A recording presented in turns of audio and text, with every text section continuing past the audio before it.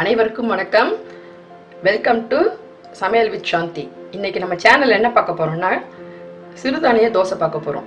இதுல என்ன போட போறோம்னா வித்தியாசமா பூசணிக்காய் வச்சு செய்ய போறோம். அது எப்படிங்கறத பாத்துருவோம். ஓகே, அளவு என்னன்றத பாத்துருவோம். நான் இந்த அழாக்குல அரை அழாக்கு எடுத்திருக்கேன்.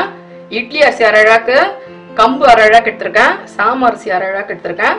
கேழ்வரகு வந்து முளை கட்டினதை வச்சிருக்கிறதுனால அது அரை அழாக்கு எடுத்திருக்கேன். இது வந்து நைட்டு வந்து முளை கட்டுறது எப்படின்னு சொல்லிடுறேன். இது வந்து நைட்டு வந்து கழுவி ஊற வச்சிட்டிங்கனாக்கா மறுநாள் காலையில இதை எடுத்து தண்ணியெல்லாம் வடிச்சு வச்சுட்டு 24 மணி நேரம் கழிச்சு பார்த்தீங்கன்னா நல்லா அழகாக முளை கட்டிடுவது. அதை தான் நான் யூஸ் பண்ணுவேன் எப்பவுமே. உளுந்து வந்து 2 ஸ்பூன் இந்த ஸ்பூன்ல போட்டிருக்கேன். வெந்தயம் வந்து இதுலயே 1/4 ஸ்பூன் போட்டிருக்கேன். அப்புறம் வந்து அவல் எடுத்துக்கணும். அவல் வந்து 2 ஸ்பூன் ஃபுல்லா 2 ஸ்பூன் எடுத்திருக்கேன். இதுக்கு முக்கியமான இன்கிரீடியன்ஸ் என்னன்னு பார்த்தீங்கன்னா இப்போ வெள்ளை பூசணிக்காய். இதை வச்சு தான் நம்ம இந்த தோசையை பண்ண போறோம். இதை வந்து நல்லா எல்லாத்தையும் ஒன்னா போட்டு கழுவி 4 மணி நேரம் ஊறணும். இது அடுத்தது இதை வந்து 1 மணி நேரம் ஊறினா போதும். இது 3 மணி நேரத்துக்கு அப்புறம் ஊற வச்சா போதும். இது வந்து பூசணிக்காய் வந்து நல்லா தோல் சீவிட்டு நல்லா கட் பண்ணி எடுத்து வச்சுக்கோங்க. இப்போ இந்த இதுவை வந்து நல்லா கழுவிட்டு ஊற வச்சுக்குவோம் நம்ம. அதுக்கப்புறம் எப்படின்றத பார்க்கலாம். ஓகே, தானியம் எல்லாம் ஊற வச்சு 4 மணி நேரம் ஆகுது. அவள் வந்து 1 மணி நேரம் ஆயிடுச்சு ஊற வச்சு. பூசணிக்காயை கட் பண்ணி வச்சிருக்கேன். பூசணிக்காயை வந்து இந்த பல்போட போடுங்க, இதை எடுத்துடாதீங்க. விதையை மட்டும் நீக்கிட்டு பல்போட போடுங்க. கொஞ்சம் உப்பு. 4 மணி நேரம் ஆயிடுச்சு. சிறுதானியம் நல்லா ஊறி இருக்கு.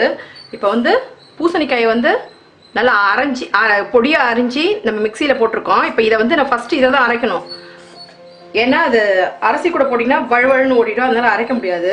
அது கூட வந்து இப்போ ஊற வச்ச மில்லட்டை போட்டுப்போம். ஒரு 3 ஸ்பூன் கூட போட்டுக்கோங்க. இதில் கொஞ்சம் கல் உப்பு போட்டு அரைச்சிக்கோங்க. தண்ணி நிறைய விட வேணாம், ஏன்னா பூசணிக்காயிலேருந்து தண்ணி நிறைய வரும். அதனால வந்து தண்ணி விட வேணாம். இப்போ இதை அரைச்சிட்டு வந்து பார்த்துக்கலாம். பூசணிக்காயும் கொஞ்சம் ரைஸும் போட்டு அரைச்சது இப்படி தான் இருக்கு.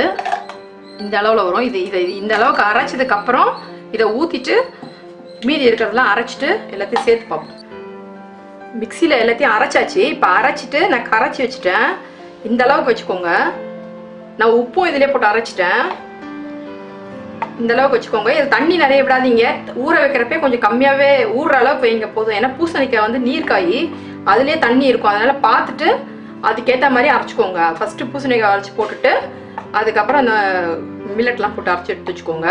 இப்போ இது வந்து ஒரு 4லேருந்து 5 மணி நேரத்துல இது புளிப்பாயிரும். இது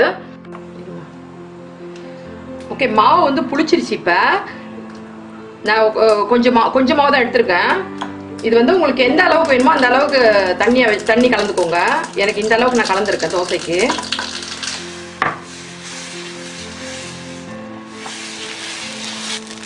ஹெல்தியான பூசணி சிறுதானிய தோசை ரெடி.